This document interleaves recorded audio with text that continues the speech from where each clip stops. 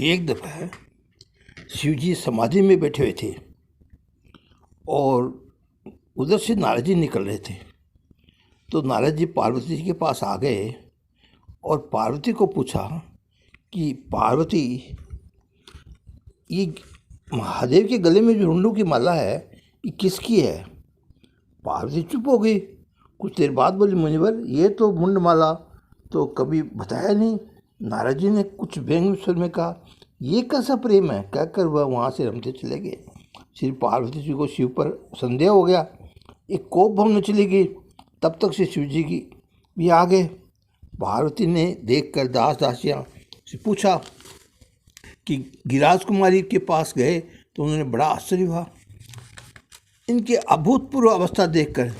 जब बहुत मनोहारी करने पर पार्वती ने रही से बदल बोला तो शिव जी हंस गए और बोले, क्या मेरी अनुपस्थिति में नारद जी आए थे? वह तो अभी भी गए हैं।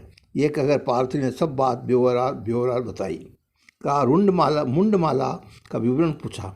शिव जी ने कहा, प्रिय, कुछ मुंड तो तुम्हारे हैं और कुछ मेरे अन्य भक्तों के हैं।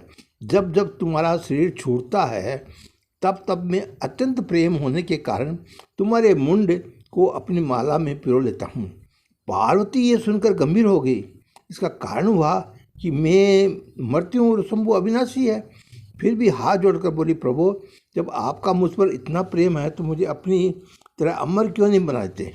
इससे ही हमारा आपसे कभी वियोग नहीं होगा। शिव जी ने प्रथम तो अत्यंत गोपनीय कहकर अपनी अमरता को रहस्य का छुपाना चाहा, परंतु अंत में गूढ़ तत्व ने साधु दुरावही आरत अधिकारी जय पावई इस शास्त्र वचन के प्रमाण करके मानकर पार्वती को अमर कथा सुनाने को प्रस्तुत हुए। कैलाश पर गणों की तथा और भी अन्य लोगों की भीड़ देखकर शिवजी पार्वती को लेकर एक परम एकांत स्थल में चले गए, जिसे वर्तमान में अमरनाथ तीर्थ कहते हैं। वहाँ पहुंचकर शिवजी ने सर्वप्रथम बड़े जोर से शंखनाद किया, डमरू बजाया, जिसके अन्य जीव जंतु वहाँ से पलायन कर जाए, क्योंकि सर्वसाधारण ये रहस्य बोध के कारण अधिकार नहीं है। इसके बाद शंकर ने पार्वती को सावधान किया और कहा कि बुद्धि जिस लगाकर श्रवण करो, प्रमाद नहीं करना। मैं ध्यान से स्थित होकर समाधि की भाषा में वर्णन करता रहूँगा। और श्री पार्वती बड़े ही मनोवेग से सुनने लगी। शिवजी ध्यानावस्था में यही वर्णन कर रहे थे। भगवान की बड़ी विचित्र लीला है। श्री पार्वती की कथामृत माधुर्य पे एकदम आत्मविभोर हो गई।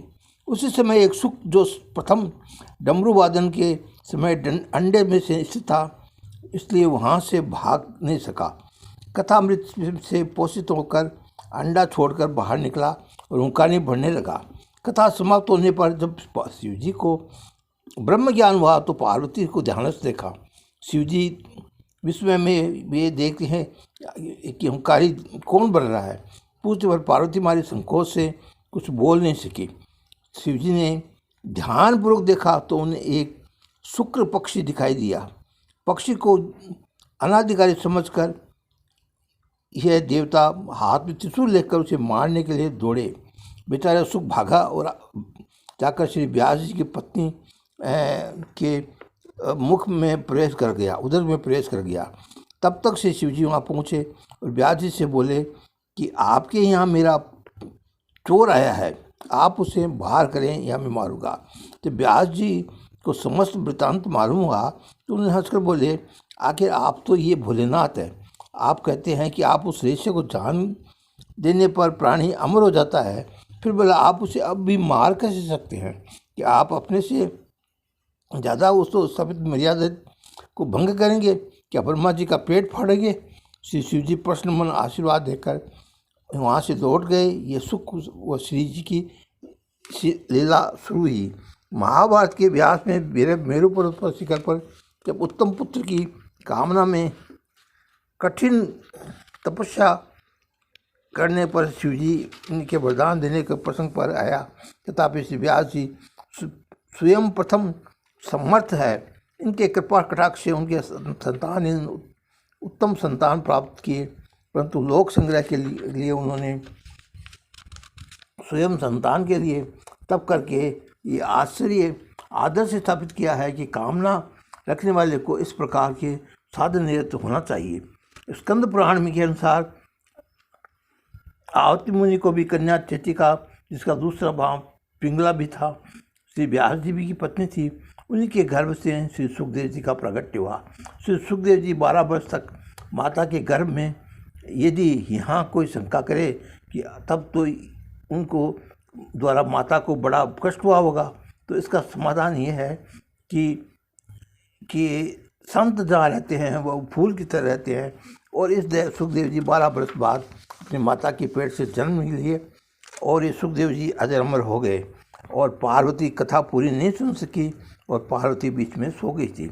ये शिव और पार्वती की अमर कथा की कहानी है जो मैंने आपको सुनाई है। ओम नमः शिवाय, ओम नमः शिवाय, ओम नमः शिवाय।